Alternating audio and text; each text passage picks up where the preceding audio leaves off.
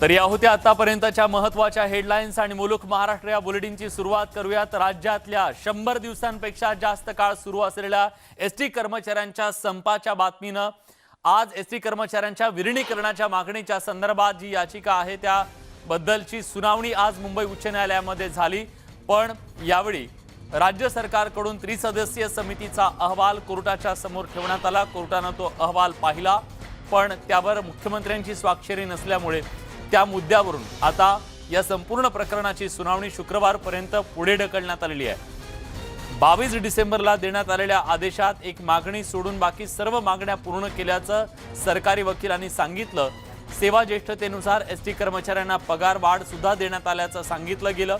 उच्चस्तरीय समितीचा सीलबंद अहवाल आज हायकोर्टापुढे सादर करण्यात आला। हा अहवाल पाहिलात का अशी विचारणा महामंडळाच्या वकिलांना हायकोर्टात करण्यात आली। मुख्य न्यायाधीशांनी महामंडळाच्या वकिलांना ही विचारणा केली। तुम्ही आधी अहवाल पहा असं आमचं मत असल्याचं मुख्य न्यायाधीशांनी सांगितलं। दरम्यान आता शुक्रवारी या संदर्भातली पुढची सुनावणी पार पडणार आहे। राज्य सरकारच्या दिरंगाईमुळे एसटी कर्मचाऱ्यांना न्याय मिळत नाही असा थेट आरोप ॲडव्होकेट गुणरत्न सदावर्तेंनी सरकारवर केलाय।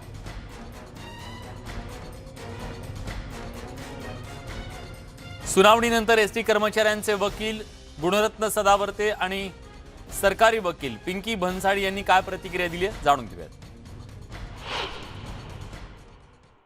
माननीय न्यायालयाला आम्ही सांगितलं, माननीय न्यायालय ही जी याचिका तुम्ही ऐकत आहात ही संपाची नसून दुखवट्याची आहे, आणि दुखवट्याची नुसती नसून तर या महाराष्ट्रामध्ये एखाद्या चळवळीसाठी एवढे शहादत घेतलेल्या लोकांची ही स्मृती याचिका आहे। आणि हे माननीय न्यायालय ऐकत आहेत, हे सुद्धा आम्ही डंक्याची चोटवर सरकारचं लक्ष वेधण्यासाठी माननीय न्यायालयाला सांगितलं। यावर माननीय न्यायालयाने सांगितलं, आम्ही सांगितलं आमचा फंडामेंटल राईट आहे रिपोर्ट वाचायला मिळणं। ओरिजिनल ऑर्डर आहे 8 नोव्हेंबरची। त्या ऑर्डरमध्ये असं लिहिलेलं आहे की जी रिपोर्ट होणार, कमिटी जी रिपोर्ट पास करणार आहे, देणार आहे, ती रिपोर्ट मुख्यमंत्रीकडे जायला पाहिजे आणि त्यांनी ती रिपोर्ट वन्स गो थ्रू करून त्याच्यावर त्यांनी मत द्यायला पाहिजे होतं। तर कोर्टाने क्लिअरली विचारलं की ही रिपोर्ट जी आहे ते मुख्यमंत्रीकडे गेली होती आणि त्यांनी ते रिपोर्ट जी आहे ते बघितली आहे, याचा पुरावा काय ते आम्हाला सांगा। त्याच्यासाठी कोर्टाने एन्क्वायरी केली आणि गव्हर्नमेंट पीरियडने सांगितलं की ते पण इन्स्ट्रक्शन्स घेऊन परत येणार। दरम्यान राज्याचे परिवहन मंत्री अनिल परब यांनी स्पष्टपणे सांगितलं की समितीचा जो अहवाल आहे त्याच्या संदर्भातला जे पत्र आहे ते पत्र कर्मचाऱ्यांना दिलं जाईल आणि एसटी कर्मचाऱ्यांना आपण सातत्यानं त्यांच्या ज्या मागण्या होत्या त्याच्याबद्दल सकारात्मक असल्याचं त्यांनी सांगितलं। कोरोना काळात मृत्यू पावलेल्या एसटी कर्मचाऱ्यांच्या परिवाराला 50 लाख रुपये दिले, जे नियमात बसणार नव्हते त्यांना देखील 5 लाख रुपये दिल्याचं अनिल परब यांनी सांगितलं। आणि आज जो अहवाल वाचण्यात आला, समितीच्या निर्णयाचं पत्र कर्मचाऱ्यांच्या वकिलांना देण्यात येणार असल्याचं परिवहन मंत्री अनिल परब यांनी स्पष्ट केलंय।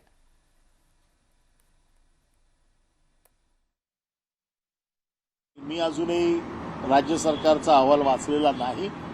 आता तो अहवाल आज दिलेला आहे, तो वकिलांकडे, कामगारांच्या वकिलांकडे देखील गेलाय। आता त्यात काय लिहिलंय हे पूर्णपणे कळल्यानंतरच त्यावरती भाष्य करणं योग्य राहील। मी त्यांना दररोज आवाहन करतोय, आज देखील आपल्या माध्यमातून आवाहन करतो की आपण कामावर या। आपले हक्क मागण्याचा अधिकार आपल्याला जरूर आहे, परंतु एसटी बंद करून आज जे लाखो लोकांचं, करोडो लोकांचं नुकसान होतंय, आज मुलांच्या परीक्षा सुरू होत आहेत, शाळा कॉलेजेस सुरू आहेत, अशा वेळेला सिनियर सिटीजनना आज जायचंय, ग्रामीण भागातील जनतेला तालुक्याच्या ठिकाणी जायचं असतं कामानिमित्त, या सगळ्याला मोठा फटका सर्वसामान्य लोकांना बसतोय। आणि म्हणून माझी सारखी विनंती आहे की आपण कामावर या। दरम्यान आज एका अफवेचं प्रचंड मोठं पीक आलं। संपात सहभागी असलेल्या लोकांकडून संपाच्या दरम्यान झालेल्या काळातले नुकसान भरपाई वसूल केली जाईल अशा प्रकारच्या बातम्या वावड्या उठल्या। दरम्यान परिवहन महामंडळाचे किंवा एसटीचे एमडी शेखर चन्ने यांनी मात्र ह्या अफवा असल्याचं सांगितलं आणि अशा प्रकारचा कुठलाही प्रस्ताव राज्य सरकारचा नाही किंवा एसटी महामंडळाचा नाही हे त्यांनी स्पष्ट करत या अफवांचं खंडन केलं। आज एक चुकीची बातमी वस्तुस्थितीवर आधारित नसलेली बातमी एक प्रसिद्ध काही झालेली आहे. त्याबद्दल हा जो खुलासा असा आहे की कोणत्याही कर्मचाऱ्याकडून म्हणजे महामंडळाचं जे काही नुकसान या संपाच्या कालावधीत झालेलं आहे या नुकसानीबद्दल कुठल्याही कर्मचाऱ्याकडून कोणत्याही प्रकारची वसुली करण्याचा महामंडळाचा मानस नाही. तशा प्रकारची कोणतीही कार्यवाही चालू नाही. तसा प्रकारचा कोणताही विचार नाही. त्यामुळे या अफवांवरती या चुकीच्या बातम्यावरती कर्मचाऱ्यांनी विश्वास ठेवू नये अशी सर्वांना आव्हान आहे. सध्या भाजप शिवसेना नेत्यांमध्ये एकमेकांवरती प्रचंड आरोप केले जात आहेत. आरोप प्रत्यारोपांच्या फैरी झाडल्या जात आहेत. याच दरम्यान दिशा सालियान प्रकरण पुन्हा चर्चेत आलं आणि दिशा सालियान प्रकरणावरून आज नितेश राणेंनी पुन्हा एकदा प्रश्नचिन्ह उपस्थित केलं. वाझे आणि दिशाचं कनेक्शन असल्याचं सुद्धा त्यांनी सांगितलेलं आहे. ती काळी मर्सिडीज वाझेची आहे का असा सवाल त्यांनी उपस्थित केला आहे. राणे कुटुंबियांनी दिशा सालियानच्या कथित आत्महत्या प्रकरणावरून शिवसेनेला चांगलंच धारेवर धरलंय. त्यात आता भाजप आमदार नितेश राणेंनी एकामागून एक 4 ट्विट करत दिशा सालियान आणि निलंबित पोलीस अधिकारी सचिन वाझे यांच्यात कनेक्शन असल्याचा दावा करून एकच खळबळ उडून दिली आहे. दिशाला ज्या काळ्या रंगाच्या मर्सिडीज कारमधून मालाडला नेण्यात आलं ती वाझेची आहे का असा प्रश्न नितेश राणेंनी विचारला आणि एकच खळबळ उडून दिली. 4 ट्विट केलेत नितेश राणेंनी. हे ट्विट काय आहेत आपण जाणून घेऊयात. ग्राफिक्सच्या माध्यमातून बघूयात आपण नितेश राणेंनी नेमके काय ट्विट केलेत. मालवणी पोलिसांनी भूमिका पहिल्या दिवसापासून संशयास्पद राहिलेली आहे. आता त्यांना दिशा सालियान केसमध्ये अहवाल सादर करायला सांगितला आहे. 8 तारखेच्या रात्री उपस्थित असलेला आणि दिशासोबत राहणारा रोहन राय सर्वांसमोर येऊन का बोलत नाही हा सवाल त्यांनी उपस्थित केलाय. दुसरं ट्विट त्यांनी केलं. मुंबईच्या महापौरांनी राज्य महिला आयोगाला पत्र लिहिलं. त्यानंतर मालवणी पोलिसांना दिशा सालियान केसमध्ये अहवाल सादर करायला सांगितलं. त्यामुळे 8 जूनच्या रात्री काहीच घडलं नाही असं दाखवून प्रकरण लपवण्याचा प्रयत्न राज्य सरकारकडून केला जात असल्याचा आरोप त्यांनी केलाय. मला आनंद वाटला किमान ते स्वतःचीच कबर तरी खणत आहे. मुंबईच्या महापौरांनी राज्य महिला आयोगाला पत्र लिहिलं. त्याच्यावरून नितेश राणेंनी हे ट्विट केलंय. पुढचं ट्विट बघूयात आपण. दिशाला 8 तारखेच्या रात्री 8 जून 2020 दिशा सालियानच्या मृत्यूचा दिवस ब्लॅक मर्सिडीजनं पार्टीतून तिच्या मालाडमधल्या घरी नेण्यात आलं. सचिन वाझेच्या मालकीची ही काळ्या रंगाचीच मर्सिडीज कार आहे जी सध्या तपास यंत्रणांच्या ताब्यात आहे. ही तीच कार आहे का असा प्रश्न नितेश राणेंनी विचारत एकच खळबळ उडून दिली. वाझेला पोलीस दलात 9 जून रोजी पुन्हा रुजू करण्यात आलं. पुढचं ट्विट आपण बघतोय. मालवणी पोलीस ठाण्यानं निष्पक्ष तपास न केल्यामुळे हे प्रकरण सीबीआयकडे देण्यात आलं. हे बरोबर आहे का? आणि आता त्याच पोलीस ठाण्याला राज्य महिला आयोगानं अहवाल सादर करायला सांगितलाय. हे कितपत योग्य आहे असा सवाल सुद्धा नितेश राणे यांनी या 4 ट्विटच्या माध्यमातून उपस्थित केलेला आहे. आणि त्यामुळे दिशा सालियान केस जी ज्याच्यावर पडदा पडलाय असं वाटत होतं, पण याच्याबद्दल चे वाद मात्र काही थांबण्याचं नाव घेत नाही.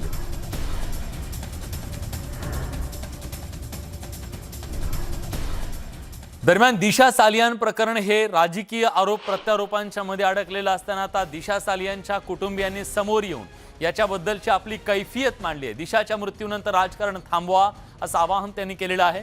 नारायण राणे आणि नितेश राणेंनी दिशा सालियान यांच्या आत्महत्येवरून प्रश्न उपस्थित केल्यानंतर महापौर किशोरी पेडणेकर यांनी दिशा सालियान यांच्या मुंबईतल्या घरी जाऊन त्यांच्या कुटुंबियांची भेट घेतली. यावेळी दिशा सालियानच्या आई वडिलांनी मुलीच्या मृत्यूवरून घाणेरडं राजकारण सुरू असल्याचा गंभीर आरोप केलाय. मुलीच्या मृत्यूनंतरही तिला बदनाम केलं जात असल्याचा गंभीर आरोप दिशाच्या आईनं केलाय. मुलीच्या मृत्यूवरून सुरू असलेलं हे आरोप सत्र थांबवण्याचं आवाहन केलंय. कुटुंबीय आणि मुलीची बदनामी करणं थांबवा असंही ते म्हणाले. एवढंच नाही तर राजकीय नेत्यांनी आम्हाला जगू द्यावं, आरोप करून बदनामी करू नये. बदनामीमुळे आमच्या जीवाचं बरं वाईट झालं तर त्याची जबाबदारी राजकीय नेत्यांवर असेल असा इशारा दिशाच्या पालकांनी केला.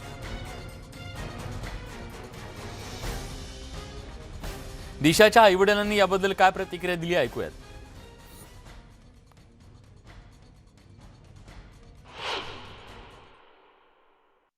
ऊपर इतना सब हो गया, इतना 2 साल तक होने आया, फिर भी बंद किया था केस, फिर भी ये लोग निकल के फिर से हमें परेशान कर रहे हैं। ये क्या है? ये राजनीति की वजह से हम मेरी मारी गई हुई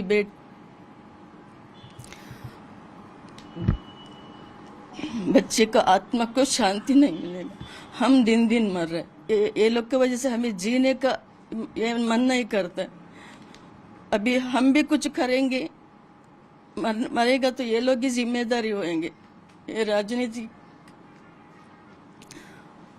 कोई भी हमें नेता हो, अभिनेता हो, कोई भी हो, हमें अभी परेशान मत कीजिए, हमें भी जीने दीजिए।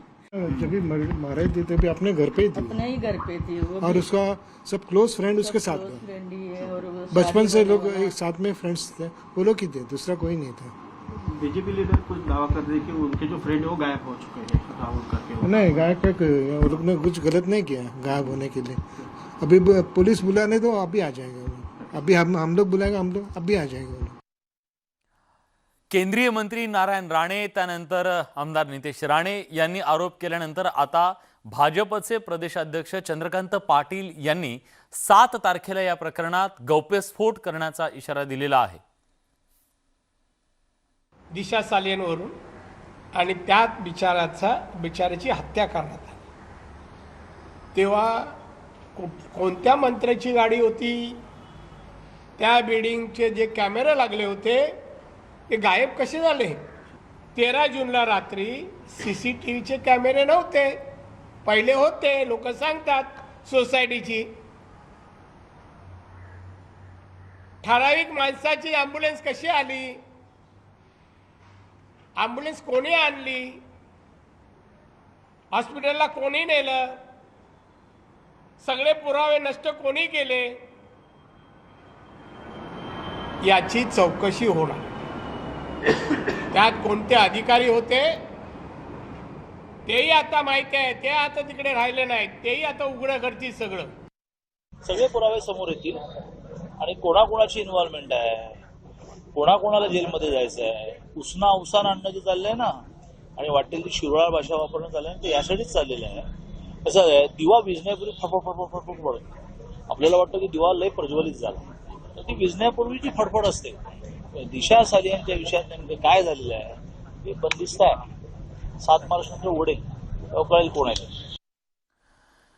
भाजपच्या नेत्यांकडून दावे केले जात आहेत आणि याच दिशा सालियन केसच्या संदर्भात केलेल्या दाव्यांबद्दल सत्ताधारी शिवसेना आणि राष्ट्रवादी काँग्रेसच्या नेत्यांनी नेमकं कसं प्रत्युत्तर दिलंय त्याला ते सुद्धा जाणून घेऊया।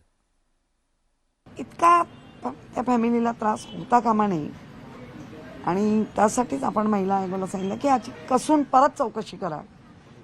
खरंच कोणी दोषी असेल तर ते आणा समोर, सगळ्यांच्या समोर आणा, परंतु कहीं पे निगाहे कहीं पे निशाणा असं करणं मला वाटतं चुकीचं आहे। तुम्ही एका गेलेल्या मुलीवर, म्हणजे आपण जे नेहमी म्हणतोय ना, भारतीय जनता पार्टीने महिलांचं हननच करायचं ठरवलंय। आमचं तर उलट म्हणणं आहे की आणाच, खरं आणा। मला वाटते की ज्या प्रकारच्या घाणेरडा राजकारण या भाजपच्या लोकांच्या माध्यमातून सुरू आहे, निश्चित रूपाने जर काही वाईट घडलं त्याची जबाबदारी भाजपच्या लोकांची आहे। नाहीतर कोण अभिनेत्री कोणाबरोबर कोणाच्या काय संबंध आहे याच्या एक यादीच आहे, लोकांच्या समोर आल्यानंतर भाजपवाल्यांना त्याचं उत्तर देता येणार नाही। दरम्यान आज दिशा सालियनच्या कुटुंबियांना भेटण्यासाठी जेव्हा महापौर गेल्या तेव्हा त्यांच्यासोबत महिला आयोगाच्या 2 सदस्या सुद्धा होत्या, त्यांच्याशी संवाद साधला आमच्या प्रतिनिधींनी। सदस्य देखील आहे, तुमच्याकडे तक्रार पत्र आहे सालियन यांचं, काय नेमकं तक्रार पत्रामध्ये सालियन कुटुंबाने म्हटलेलं आहे? या पत्रामध्ये म्हटलेलं आहे की जे सोशल मीडिया ट्रायल्स चालू आहेत किंवा जे सोशल मीडियावर म्हणजे फेसबुक असेल, ट्विटर असेल किंवा व्हॉट्सॲप असेल, जे काय चुकीचं पसरवलं जात आहे, मग ते कोणीही सोशल वर्कर असतील की स्वतः केंद्रीय मंत्री नारायण राणे साहेब असतील व आमदार नितेश राणे साहेब असतील किंवा अजून कुठल्याही पॉलिटिकल बॅकग्राऊंडची जी माणसं असतील, हे त्वरित थांबवणं गेलं पाहिजे। महिला आयोगातर्फे आम्ही ह्याची नक्कीच दखल घेऊ। शिवरायांचा महाराष्ट्र आहे आणि हा इतिहास आहे की आपल्या महाराष्ट्रामध्ये सगळ्या महिलांना म्हणजे आपण त्यांचं हेच केलेलं त्यांना रिस्पेक्ट दिलेला आहे आणि त्याच्यामध्ये हे एका युवतीवर 28 वर्षाची दिशा सालेन होती जेव्हा तिने सुसाईड कमिट केला आणि ती ज्या प्रोफेशनमध्ये काम करते, आज इतरही मुली आहेत, इतरही युवती आहेत आणि असंच तुम्ही एका प्रोफेशन घेऊन तुम्ही कुठल्याही बॉलिवूड ऍक्टर बरोबर तिचं लिंक करणार आहात तर ते चुकीचं आहे. तिचं म्हणजे तिच्या आईवडिलांशी जेव्हा मी भेटलो, बोललो, सविस्तर चर्चा झाली, भरपूर काही माहिती मिळाली आम्हाला, तर ते म्हणाले की ती फक्त एका कंपनीसाठी काम करत होती आणि त्या कंपनी मार्फत ती एकदाच फक्त सुशांत सिंगला एक कॉस्ट्युम ट्रायलच्या दरम्यान भेटली. त्याच्या व्यतिरिक्त तिचा आणि सुशांत सिंगचा काही एक संबंध नव्हता. तुम्ही बघाल तर नारायण राणे साहेब आणि नितेश राणे साहेबांचं सुद्धा नाव देखील मेन्शन केलेलं आहे. तर याच्यावर महिला आयोगातर्फे नक्कीच कारवाई होईल. महापौरांनी दिशा सालियनच्या कुटुंबियांची भेट घेतली, त्यानंतर पुन्हा नितेश राणेंनी ट्विट करत त्यांच्यावर निशाणा साधलाय. बघूयात नितेश राणेंचं ते ट्विट काय.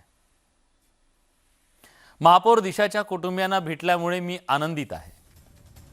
मात्र महापौर त्यांना 9 जूनला का भेटल्या नाहीत त्याचं आश्चर्य वाटतं. आशा आहे की कुटुंबियांवर कोणताही दबाव टाकलेला नसावा. ही कोणतीही राजकीय लढाई नाही, मात्र ही लढाई आहे दिशाला न्याय मिळवून देण्यासाठीची. महापौर दिशाच्या कुटुंबियांना भेटल्यानंतर नितेश राणे यांनी ट्विट करून ही प्रतिक्रिया दिली.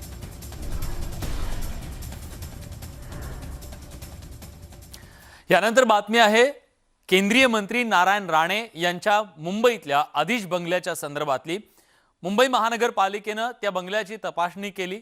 तिथं आता नोटीस पाठवली जाण्याची शक्यता वर्तवली जाते, कारण नारायण राणे यांच्या या बंगल्यामध्ये काही बांधकाम, अनधिकृत बांधकाम आढळल्याचं कळतंय. नारायण राणे यांच्या जुहू इथल्या आदिश बंगल्याची मुंबई महापालिकेच्या अधिकाऱ्यांनी सोमवारी पाहणी केली. यावेळी आदिश बंगल्यात अनधिकृत बांधकाम झाल्याचं पालिका आणि अधिकाऱ्यांच्या निदर्शनास आलं. त्यामुळे आता मुंबई महानगरपालिकेच्या केवेस वॉर्डचे अधिकारी याचा अहवाल तयार करतील. त्यानंतर नारायण राणे यांना नोटीस पाठवली जाईल.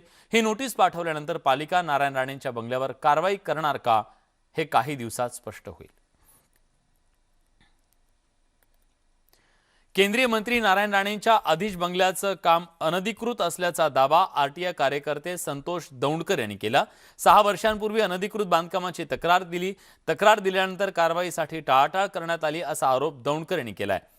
बंगल्याला ओसी देणारे अधिकारी आणि त्यावेळचे अधिकारी यांच्यावर कारवाई करण्याची मागणी दौंडकर यांनी केली. केंद्रीय मंत्री नारायण राणे यांचं जुहू येथील आदिश निवासस्थानामधील काही भाग अनधिकृत असल्यासंदर्भातली तक्रार संतोष दौंडकर या माहिती अधिकारी कार्यकर्त्यांनी मुंबई महानगरपालिकेमध्ये 2017 साली केली होती आणि आता या बंगल्याला या संदर्भातली नोटीस मिळालेली आहे. काय नेमकं प्रकरण आहे आपण त्यांच्याकडून जाणून घेणार आहोत. सर, काय सांगाल तुम्ही, नारायण राणेंचं जे निवासस्थान आहे ते अनधिकृत आहे, कोणत्या भागातला अनधिकृत आहे, तुम्ही तक्रार कधी केली होती? बघा, माहिती अधिकारातून जेव्हा आपण महापालिका विभागाच्या इमारत प्रस्ताव विभागाकडे अर्ज टाकला होता, त्या अर्जाच्या अनुषंगाने जी माहिती प्राप्त झाली त्या माहितीचे अवलोकन करून त्या माहितीची पूर्ण माहिती घेऊन त्याच्या आराखडे आणि त्यातील सर्व बारीक गोष्टी बघून जे व्हायोलेशन्स निघाले, सीआरजेडचं उल्लंघन निघालं, 50 मीटरच्या अंतरावर होतं, त्यांचा जो बंगला होता तिथे पूर्ण जुना बंगला, अशा ह्या लेआउट होतं 997चं आणि त्याच्यामध्ये असणारे स्ट्रक्चर, त्याला मिळणारा FSI, या सगळ्या गोष्टी त्या माहिती अधिकारातून प्राप्त झाल्या. त्याच्यानंतर जे काही लिगल पॉईंट आम्हाला मिळाले ते सगळे लिगल पॉईंट आम्ही महापालिका अधिकाऱ्यांच्या समोर ठेवली आणि त्याची तक्रार लेखी स्वरूपात आम्ही त्यांना दिली. त्यांना तक्रार दिल्यानंतर आम्ही वारंवार त्यांना रिमाइंडरही दिली. त्याच्यानंतर ती तक्रार त्याच वेळेला आम्ही पर्यावरण विभागाला दिली की सीआरजेडचं उल्लंघन आहे. पर्यावरण विभागाने महापालिकेकडे बोट दाखवून त्यांच्याकडे तो अर्ज हे करून त्यांच्याकडनं अहवाल मागवून झाला. त्या इमारत प्रस्ताव विभागाने जे आराखडे मंजूर करतात व बिल्डिंग प्रपोजलला मान्य देतात, बंगल्याला परवानग्या देतात, त्यांनी 2013लाच ओसी दिली होती. 2013ला ओसी दिली असल्याकारणे त्यांनी ओसी दिल्यानंतर स्वतःची जबाबदारी ढकलली व सदर जबाबदारी स्थानिक लोकल केवेस जो वॉर्ड आहे त्यांच्याकडे सोपवली. या बंगल्यावरती जी कारवाई होईल त्या कारवाईबरोबरच जे अधिकारी ओसी देणारे होते या इमारतीसाठी त्यांच्यावर देखील कारवाई होण्याची मागणी तुमची? नक्कीच व्हायलाच पाहिजे, कारण ओसी देताना हे त्यांचं कर्तव्य आहे, त्यांची ड्युटी आहे की प्रत्येक झालेलं काम, बांधकाम हे अगदी बारकाईनं त्या परवानग्या घेऊन त्या आराखड्यानुसार झाले आहेत का, आणि ओसी देताना जर दुसरे अधिकारी असतील आणि कामं करताना दुसरे अधिकारी असतील की ज्यांनी चुकीच्या पद्धतीने दिलं असेल या सगळ्यांची सखोल चौकशी आयुक्त साहेबांकडनं होणं गरजेचं आहे. नुसतं बंगल्यावर कारवाई करून चालणार नाही, तर त्या लेट कारवाई केली त्यांच्या विरोधात आणि आराखडे मंजूर केली त्यांच्या विरोधात कडक कारवाई होणे गरजेचं आहे. व्हिडिओ सचिन कुबडेसह मी तुषार रूपनवर, न्यूज 18 लोकमत, मुंबई. यानंतर बातमी न्यूज 18 लोकमतच्या एका इम्पॅक्टची आहे. कोरोनाच्या काळात कोरोनामुळे पालक गमावलेल्या विद्यार्थ्यांचे पूर्णपणे फी माफ करण्याचा निर्णय राज्य सरकारनं घेतला.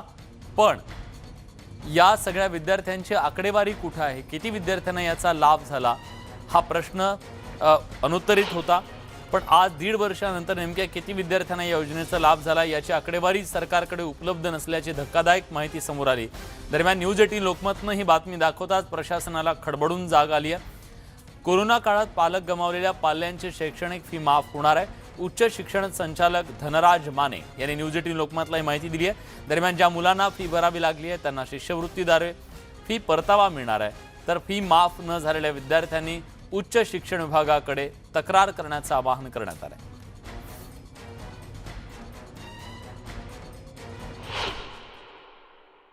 आपल्यासोबत स्वतः धनराज माने सर आहेत. सर, मला सांगा, शिक्षण विभाग नेमकं काय काय याच्यात भूमिका घेते? याबाबत मी तुम्हाला काही गोष्टींची कल्पना देऊ इच्छितो. 28 जून 2021 रोजी माननीय मंत्री उच्च व तंत्र शिक्षण माननीय नामदार उदयजी सामंत साहेब यांनी सर्व कुलगुरूंची आणि संचालकांची बैठक घेतली होती. त्या बैठकीमध्ये विद्यार्थ्यांच्या बाबतीमध्ये ज्या मुलांचे आई वडील किंवा पालक कोविडमध्ये मृत्युमुखी पावलेले आहेत त्यांना संपूर्ण फी माफी आणि विद्यापीठातील काही गोष्टी ज्या आहेत ज्यांचा वापर कोविड काळामध्ये केला जात नाही, फॉर एक्झाम्पल लायब्ररी असेल, लॅबोरेटरी असेल, स्पोर्ट्सचे काही गोष्टी असतील, वसतिगृह असतील, अशा बाबींची जी फी आहे ती घेण्यात येऊ नये अशा प्रकारचा निर्णय सर्व कुलगुरूंच्या समवेत चर्चा करताना माननीय मंत्री महोदयांनी तसा निर्देश आम्हाला दिलेला होता. त्या निर्देशाच्या अनुषंगानं उच्च व तंत्र शिक्षण विभाग मुंबई यांनी 30 जून 2021 रोजी एक परिपत्रक जारी केलं आणि त्याच परिपत्रकाच्या आधारे 1 जुलै 2021ला आम्ही सर्व महाविद्यालय, विद्यापीठं आणि सहसंचालक यांना आम्ही कळवलं की माननीय मंत्री महोदयांनी दिलेल्या निर्देशाच्या अनुषंगाने आणि शासनपत्राच्या अनुषंगाने योग्य ती कारवाई आपल्या स्तरावर तात्काळ सुरू करावी. ते वारंवार आमच्याकडनं पत्रव्यवहार, लेखी बैठकीमध्ये चर्चा वगैरे झालेली आहे, परंतु तशा प्रकारचा संकलित डेटा आमच्याकडे आज रोजी उपलब्ध नाही आहे. आपण जे म्हणताय त्या पद्धतीनं डेटा संकलित करणं गरजेचं आहे, परंतु हे काम सर्वार्थानं विद्यापीठाचं आहे. शैक्षणिक बाबी आणि फीच्या बाबतीमध्ये सगळ्या गोष्टी विद्यापीठ बघतं. त्यामुळं विद्यापीठाकडे विचारणा जर केली तर संबंधिताची माहिती सगळी आपल्याला मिळू शकते. असे काही मुलं जे असतील ज्यांना फीची मागणी केली किंवा फी पासून वंचित ठेवलं जात असेल किंवा फी आकारली जात असेल, तशा प्रकारचे निवेदन झाले तर संबंधित महाविद्यालय किंवा संबंधित विद्यापीठ त्यांच्याशी आम्ही चर्चा करू शकतो, त्यांना तसे निर्देश देऊ शकतो आणि त्यावरती योग्य तो उपाययोजना आम्ही तात्काळ करू शकतो. शासनाने ऑलरेडी आदेश दिलेले आहेत, म्हणजेच फी माफी झाली पाहिजे, त्यात कसल्याही प्रकारची शंका असण्याचं बाळगण्याचं कारण नाही. झाले असेल किंवा नसेल आपल्याकडे डेटा नसल्यामुळे सांगता येत नाही, पण आमच्याकडे विद्यार्थ्याची तक्रार रूपानं कुठलीही तक्रार प्राप्त झालेली नाही, त्यामुळे झाली असेल असंच आम्ही म्हणूया. व्हिडिओ जर्नलिस्ट सचिन हंचटेसह चंद्रांत फुंदे, न्यूज 18 लोकमत, पुणे. हे झालं सरकारी मत, पण विद्यार्थ्यांना कुठल्या समस्येला सामोरं जावं लागतंय, त्यांची काय व्यथा आहे ती सुद्धा आम्ही जाणून घेतली. सगळी मुलं आहेत ज्यांचे आई वडील कोणीतरी दगावले कोरोनाच्या काळात, पण त्यांची शैक्षणिक फी माफ झालेली नाही आणि त्या नंतर त्यांना काय अडचणींचा सामना करावा लागतो. मला सांग, तू कुठनं आला आणि तू फी माफीसाठी सरकारकडे प्रयत्न केले शिक्षण विभागाकडे? हो, मी राजगुरुनगरवरून आलोय. मी सिंहगड इन्स्टिट्यूट ऑफ फार्मसी नरे या कॉलेजमध्ये शिकतोय. तर मी SPPUच्याच युनिव्हर्सिटीच्या अंडर आमचं कॉलेज येते. कोरोनामुळे माझ्या वडिलांचा मृत्यू झाला होता एप्रिलमध्ये. जूनमध्ये गव्हर्नमेंटकडनं GR आला, त्या हिशोबाने मी कॉलेजला विचारलं की फी माफीबद्दल काय, तर कॉलेजनी मला काहीच म्हणले नाही, म्हणले विचारून सांगतो. मग 1 महिन्यानंतर त्यांनी आमची फी बद्दल मी परत विचारायला गेलो तर त्यांनी फी माफ केलीच नाही. ते म्हणले आपलं कॉलेज प्रायव्हेट आहे तर फी माफ होऊ शकत नाही. तर मला तर ग्रुपवरती असं काही कळलं नव्हतं की तुम्हाला असं माफ होणार आहे. नंतर ते युनिव्हर्सिटीच्या पोर्टलवरती आम्हाला ते कळलं, तर कॉलेजला विचारलं तर कॉलेज म्हटलं की तुम्ही युनिव्हर्सिटीकडे चौकशी करा. तर विचारलं तर तिथून काही अपडेट भेटलं नाही. मग त्यापुढे तर मी टोलवाटोली सुरू, फी माफ झालेली नाही? नाही, काही नाही आम्हाला. म्हणजे इथे वडील वडील दगावले. तू आता शिक्षण कसं भागवतो मग शिक्षण शुल्क? आमचा व्यवसाय होता, तर आता वडीलगाड्यापासून मी आणि आई दोघं कसे तरी मिळून करतो. सर सध्या माझे वडील कोविडमध्ये लास्ट एप्रिल महिन्यामध्ये गेले, तर त्याच्यानंतर परिस्थिती अशी झाली की एकतर आम्ही शेतमजूर कुटुंबातले पोर आणि आता घरी मी आणि आईच, तर आईलाही त्रास आहे, आजार आहे, तर ती पण नाही करणार खर्च. सध्या मी इथेच जॉब करत शिकतोय, त्यामुळे आणि जे काही लायब्ररीत काय जॉब काय करतो तू? लायब्ररी कोऑर्डिनेटर म्हणून जॉब करतोय. माझ्या शासनाकडून अपेक्षा आहे की जे बाहेरचे विद्यार्थी आहेत ज्यांच्या कोविडमुळे गेलेले आहेत वडील, त्यांना हॉस्टेल्स वगैरे आहेत ते सुविधा करून द्यावी. आणि फी त्याचबरोबर माफ झाली की नाही तुझी? नाही फी माफ झाली नाही, आणि कॉलेजकडून असं काहीच माहिती घेण्यात आली नाही की आमच्याकडून की असे कोविडमध्ये गेलेले आहेत, तर नाही अशी काहीच हे फी वगैरे माफ नाही झाली. मी मागच्या 1 महिन्यापूर्वी राज्य सरकारला माहितीच्या अधिकाराखाली असं विचारलं होतं की कोविडच्या काळामध्ये ज्या विद्यार्थ्यांचे पालक गेलेले आहेत त्या विद्यार्थ्यांचा मला डाटा हवा आहे, त्यांच्यासाठी आपण किती निधी तरतूद केली होती, खर्च काय केला होता, अर्जसंख्या किती होती आणि त्याचे लाभार्थी किती आहेत. तर त्याने मला एका वेळीतच स्पष्ट सांगितलं की आमच्याकडे कुठल्याही प्रकारची माहिती नाही, अद्याप आमचा डाटा नाही आहे आमच्याकडे.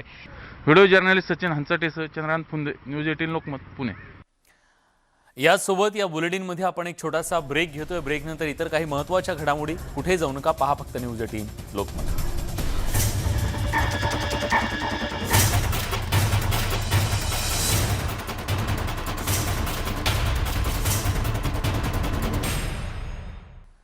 ब्रेकनंतर तुमचं पुन्हा एकदा स्वागत. यानंतर आपल्या सगळ्यांना अस्वस्थ करणारी बातमी.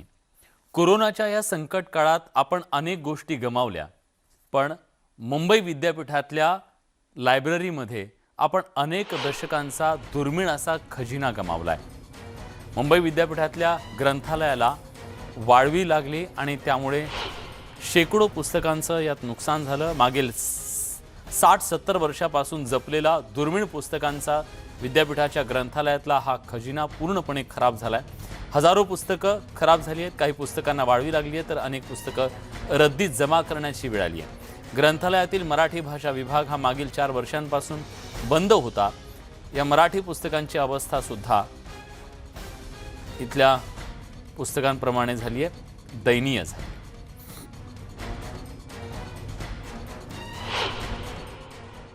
ग्रंथालय हा शिक्षणाचा मुख्य गाभा, परंतु मुंबई विद्यापीठातील ग्रंथालयच अत्यंत मोडकळीस आलेलं आहे.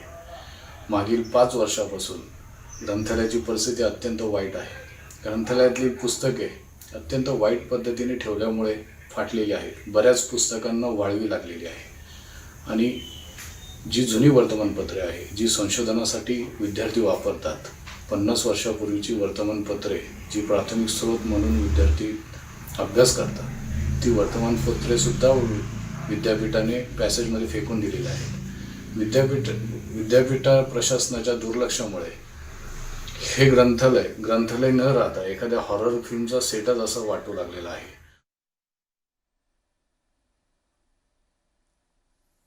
तर मुंबई विद्यापीठातल्या या ग्रंथालयाची झालेली ही दुरवस्था आपण बघितली. अतिशय दुर्मिळ अशी पुस्तकं वाळवी लागून खराब झालेली आहेत. काही पुस्तकं रद्दीत जमा करण्यात आलेली आहेत. आता या दुर्मिळ अशा ठेव्याचं नेमकं काय करायचं हा प्रश्न आहे. 2 लाख पुस्तकांना वाळवी लागल्याची बाब समोर आलेली आहे. प्रत्येक वाचकासाठी, पुस्तकप्रेमीसाठी ही अतिशय संतापजनक बाब म्हणावी लागेल किंवा दुर्दैवी बाब म्हणावी लागेल, अस्वस्थ करणारी बाब म्हणावी लागेल. कारण इतका मोठा आपला जो खजिना आहे तो कोरोनाच्या संकट काळात उद्ध्वस्त झालेला आहे. याकडे दुर्लक्ष झालं का विद्यापीठ व्यवस्थापनाचं, कुलगुरूंचं?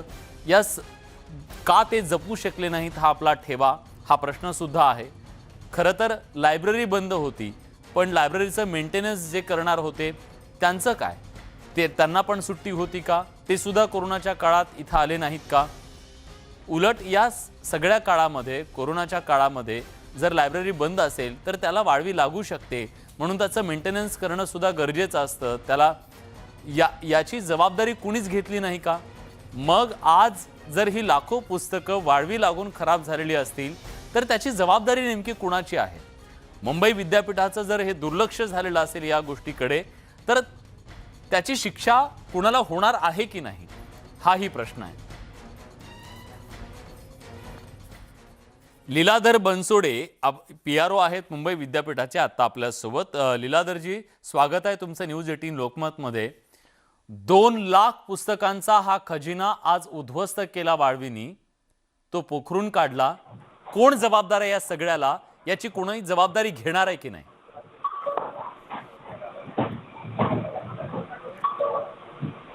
लीलाधरजी, मी आशा करतो माझा आवाज तुमच्यापर्यंत येत असावा. हा, येतोय सर, येतो. हा, माझा प्रश्न हा आहे की कोरोनाच्या काळामध्ये 2 लाख पुस्तकांना वाळवी लागली, तेव्हा याचं मेंटेनन्स करणारी व्यवस्था काय करत होती की त्याला सुद्धा वाळवी लागली होती? असं म्हणणं एक साहित्यिक होणार नाही. कसं? सविस्तर सांगतो त्याच्याबद्दल. प्लीज ही सविस्तर जवाहरलाल सांगा. नेहरू ग्रंथालयाची जी इमारत आहे ही 1975 साली तयार करण्यात आलेली आहे. टोटल या ग्रंथालयामध्ये जवळपास आपली 7,80,000 एवढी ग्रंथ संपदा आहे.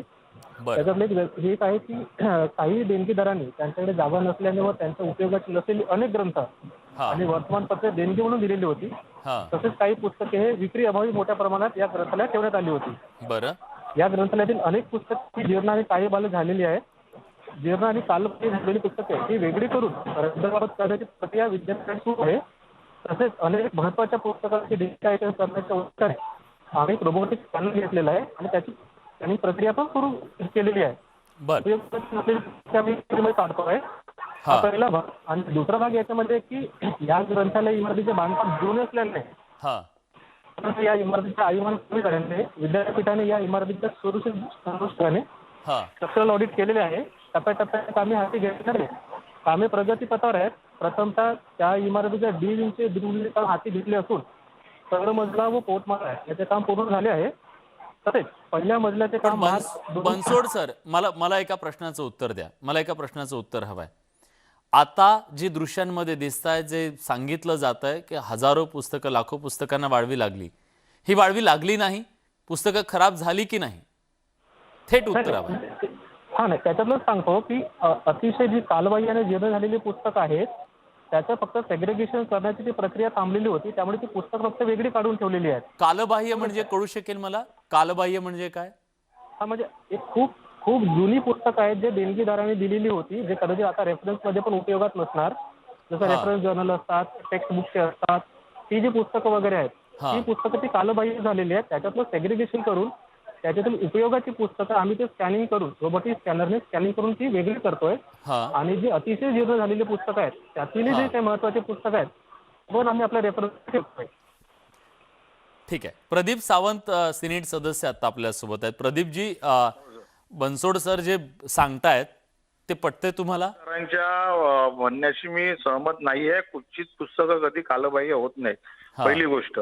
आणि विद्यापीठ प्रशासन त्याला जबाबदार आहे. कोविडचं जरी कारण हे देत असतील तरी जी नवीन लायब्ररी होते त्याच्या बांधकाम झाल्यापासून ओसी साठी जी प्रक्रिया करायला लागते ती प्रक्रिया विद्यापीठाकडनं डिले झालेली आहे. ती जर प्रक्रिया वेळेत झाली असती तर ह्या पुस्तकांचं स्थलांतर झालं असतं, एक. आणि दुसरी जी जवाहरलाल नेहरू जी लायब्ररी आहे, आमचं तर वैयक्तिक मत असं आहे की ती बिल्डिंग एवढी पुरातन झालेली आहे, ती पाडून जर नवीन बिल्डिंग बांधली असती तर खरोखर त्या बिल्डिंगचा उपयोग झाला असता. आता जरी त्याचं रिनोव्हेशन झालं तरी देखील ती बिल्डिंग ही त्रासदायक आहे. बरं. आणि दुसरी विद्यापीठाकडे एक लायब्ररीची इमारत तयार आहे. त्याच्या जर ओसीच्या वगैरे प्रोसेस ज्यासाठी आम्ही नेहमीच आवाज उठवतो, आम्ही त्यासाठी पालिकेत बैठका देखील घेतल्या. पण विद्यापीठाकडनं पेपर्स पुरेसे इंजिनियर डिपार्टमेंट कडनं दिले जात नाहीयेत. त्यामुळे त्या कायद्याच्या कचाट्यात त्या लायब्ररी अडकलेली आहे, जी नवीन लायब्ररी आहे. बर. बनसोड सर, ऐकलं तुम्ही? हा, बोला. त्याबद्दल प्रदीप सरांनी जे म्हटलेलं आहे त्यामध्ये सहमत आहे की विद्यापीठात नवीन ग्रंथालय आपण तयार केलेला आहे. विद्यापीठातील पहिली ग्रीन कन्सेप्ट याच्या आधारित नवीन इमारत आहे. कालच त्या विचारात बोलणं झालं. त्यातील फक्त काही किरकोळ कामे ती पूर्णत्वास करून ओसी साधारणतः मार्च अखेरीस प्राप्त होणार आहे. त्यामुळे नवीन ग्रंथालयाची इमारत लवकरच वापरासाठी खुली करण्यात येते. बरं. पण कोरोनाच्या ह्या काळामध्ये या पुस्तकांची जपणूक करण्याची जबाबदारी कुणावर होती आणि अशी किती पुस्तकं खराब झाली आहेत याच्याबद्दलचा काही आकडा तुम्ही देऊ शकाल सर? किती पुस्तकं खराब झाली हे असं म्हणणं साहित्यिक होणार नाही, कारण त्या विभागाची एकंदरीत पाहणी केली तेव्हा असं लक्षात आलं की त्या ग्रंथालयामध्ये, जसं मी तुम्हाला मागेही सांगितलं की 7,80,000 एवढी ग्रंथसंपदा आहे. हा त्यापैकी काही पुस्तकं, काही जर्नल, काही रेफरन्स बुक इतके प्राचीन आहेत, इतके जीर्ण अवस्थेत झालेले आहेत, त्यातही महत्वाची पुस्तकं आम्ही ते स्कॅनिंग करून ठेवतोय. आणि काही जे टेक्स्ट बुक वगैरे आहेत, टेक्स्ट बुक म्हणतो, जे सिलेबसनुसार बनलेली असतात किंवा विद्यापीठाने वेळोवेळी जे प्रकाशित केलेली असतात, ती पुस्तकं समजा आता जर काही कालबाह्य झालेली असतील तर ती पुस्तकं आम्ही रद्दीत ठेवणार आहोत. बर, अशी ते एकंदरीत प्रक्रिया राबवण्यात येणार आहे. बर, बाकी जे महत्वाची जी पुस्तकं आहेत, अर्थातच ती पुस्तकं कधीच ते कालबाह्य होत नाही. ती अर्थातच आम्ही रेफरन्ससाठी ते वापरतोय पुस्तकं ती. खरंय खरंय. पण मला एक सांगा सर, आता ज्या पद्धतीनं ते ठेवण्यात आलेली पुस्तकं दिसत आहेत, त्याला लागलेली वाळवी दिसतेय, वाळवी लागली म्हणून बाजूला काढली की काय झालं?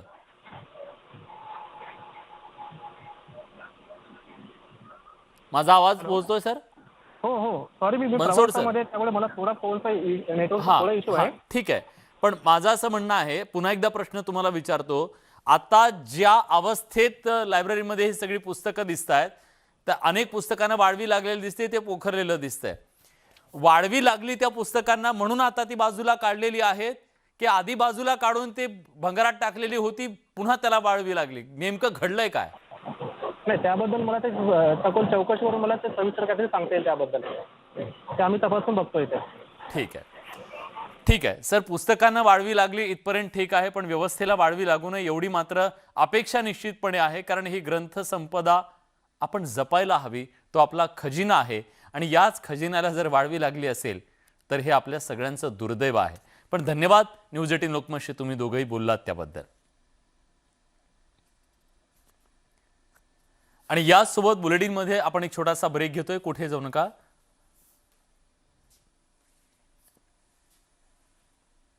एक छोटासा ब्रेक घेतोय, कुठे जाऊ नका, पहा फक्त न्यूज 18 लोकमत.